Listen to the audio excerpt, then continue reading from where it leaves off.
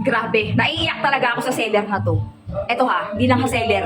Narinig nyo ba yan? Pagpasintabi na ako, pasensya na may video okay mo sa bahay namin. Mga singer ko. Yan na singer na tatay ko yung kumakanta. Okay, ito na po.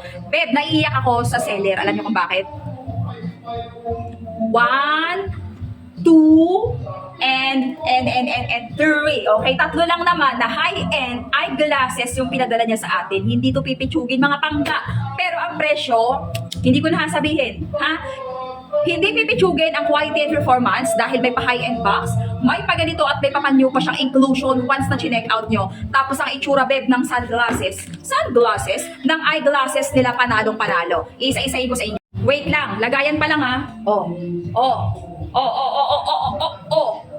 Ay naku, lagayan pa lang.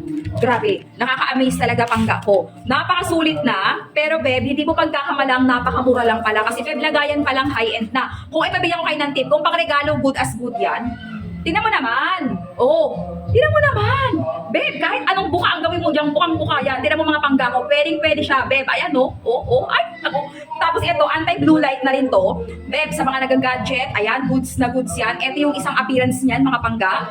Ayan yan. Ito pa yung isa. Ay, naku, grabe mga babe. Naku, mamili na lang kayo. Pure stainless.